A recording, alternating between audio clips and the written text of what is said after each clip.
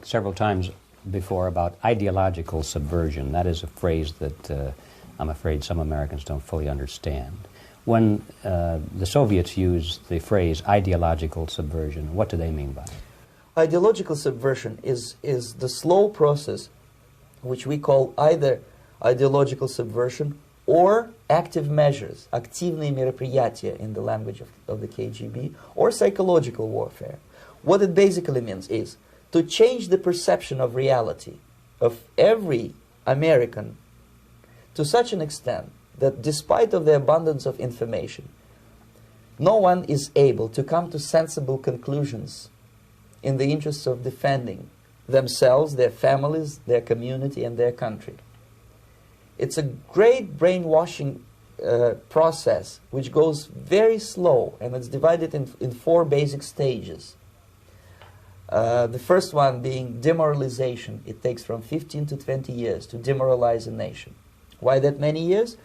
Because this is the minimum number of years which requires to educate one generation of students in the country of your enemy, exposed to the ideology of the enemy. In other words, Marxism-Leninism ideology is being pumped into the soft heads of at least 3 generations of American students without being challenged or counterbalanced by the basic values of Americanism, American patriotism. The demoralization process in the United States is basically completed already. For the last 25 years, actually it's overfulfilled, because demoralization now reaches such areas where previously not even Comrade Andropov and all his experts would even dream of such a tremendous success.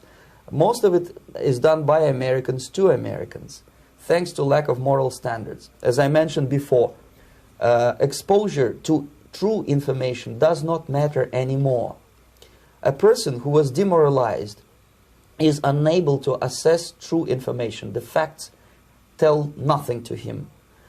Even if I shower him with information, with authentic proof, with documents, with pictures, even if I take him by force to the Soviet Union and show him concentration camp, he will refuse to believe it until he is going to receive a kick in his fat bottom. When a military boot crashes his balls, then he will understand, but not before that. That's the tragic of the situation of demoralization. The next stage is destabilization. This time, subverter does not care about your ideas and the patterns of your consumption. Whether you eat junk food and get fat and flabby, it doesn't matter anymore. This time, and it takes only from 2 to 5 years to destabilize a nation, what matters is essentials: economy, foreign relations, defense systems. And you can see it quite clearly that in some areas, in such sensitive areas as defense and economy, the influence of Marxist-Leninist ideas in the United States is absolutely fantastic. I could never believe it 14 years ago when I landed in this part of the world that the process will go that fast. The next stage, of course, is crisis. It may take only up to 6 weeks to bring a country to the verge of crisis. You can see it in Central America now. And after crisis, with a violent change of power, structure, and economy, you have so-called the period of normalization. It may last indefinitely. Normalization is a cynical expression borrowed from Soviet propaganda. When the Soviet tanks moved into Czechoslovakia in '68, Comrade Brezhnev said, "Now the situation in brotherly Czechoslovakia is normalized." This is what will happen in the United States if you allow all these schmucks to bring the country to crisis, to promise people all kind of goodies and the paradise on earth, to destabilize your economy, to eliminate the principle of free market competition, and to put a big brother government in Washington, D.C., with benevolent dictators like Walter Mondale, who will promise lots of things, never mind whether the promises are fulfillable or not. Your leftists in the United States, all these professors and all these beautiful civil rights defenders, they are instrumental in the process of the subversion only to destabilize the nation. When their job is completed, they are not needed anymore. They know too much.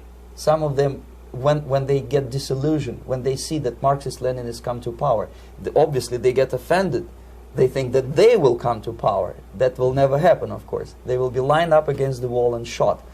But they may turn into the most bitter enemies of Marxist-Leninists when they come to power. And that's what happened in Nicaragua. You remember most of these former Marxist-Leninists were either put to prison or one of them split, and now he's working against Sandinistas. It happened in Grenada when Maurice Bishop was already a Marxist. He was executed by a new Marxist who was more Marxist than this Marxist. Same happened in Afghanistan when first there was Taraki, he was killed by Amin, then Amin was killed by Babrak Karmal with the help of KGB.